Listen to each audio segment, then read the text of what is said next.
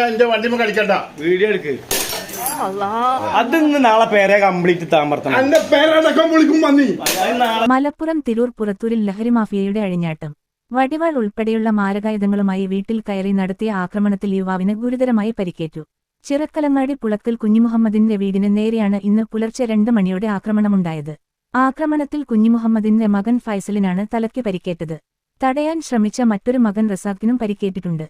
ഫൈസലിന്റെ പരിക്ക് ഗുരുതരമാണെന്നാണ് വിവരം. റസാഖ്, അസറു എന്നിവരുടെ വീടുകൾക്ക് നേരെയും സമാനമായ രീതിയിൽ ആക്രമണമുണ്ടായി.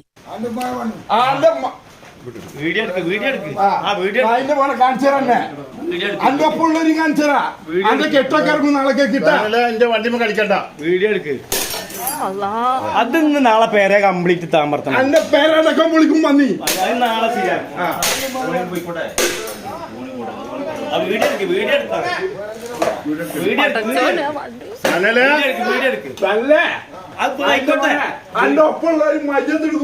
ഉണ്ടല്ലേ ആക്കെ നാളെ നേരം വിളിക്കട്ടെ.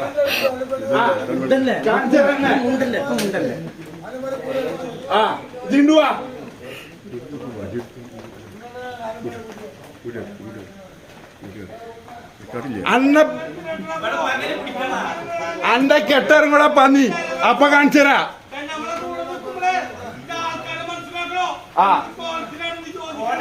ഏടാ ആൺകുട്ടിയാണെങ്കിൽ നാളെ രാവിലെ 2 വാടാ കെട്ടിറങ്ങിട്ട്.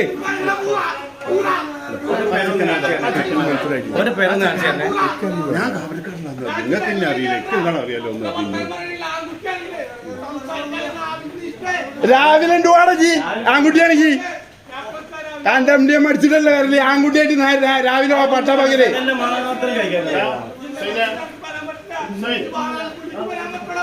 അന്ന് ഞാൻ കാണിച്ചതായി.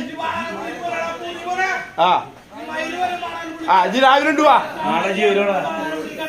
രാവിലെ ഈ ബീടം തെണ്ടി തിരിഞ്ഞ് നടക്കണമെന്ന് കാണട്ടെ.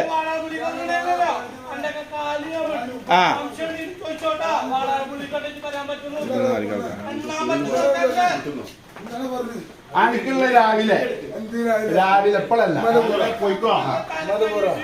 പോയിക്കോ.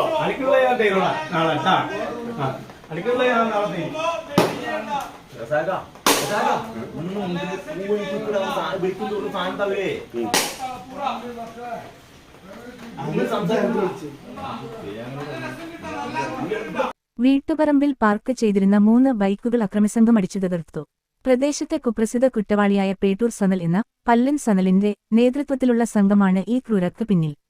മോഷണം, ലഹരി വിൽപ്പന, ആളുകളെ ആക്രമിച്ച് പരിക്കേൽപ്പിക്കൽ തുടങ്ങി നിരവധി കേസുകളിൽ പ്രതിയാണ് ഈ പല്ലൻ സനൽ. ഏതാനും മാസങ്ങൾക്ക് മുൻപ് ചിറക്കലങ്ങാടിയിലെ ഒരു ബാർബർ ഷോപ്പിൽ വെച്ച് യുവാവിനെ മാരകമായി വെട്ടിപ്പരിക്കേൽപ്പിച്ച കേസിലും ഇയാൾ ജയിലിലായിരുന്നു. ജാമ്യത്തിലിറങ്ങിയതിന് പിന്നാലെയാണ് ലഹരിസംഘത്തെയും കൂട്ടി വീണ്ടും ഇയാൾ ആക്രമണം അഴിച്ചുവിട്ടത്. News desk, Valanchery online. സംഭവത്തെ തുടർന്ന് തിരൂർ പോലീസ് സ്ഥലത്തെത്തി അന്വേഷണം ആരംഭിച്ചിട്ടുണ്ട്. ഒളിവിൽ പോയ പല്ലൻ സനലിനും സംഘത്തിനുമായി പോലീസ് തിരച്ചിൽ ഊർജിതമാക്കി.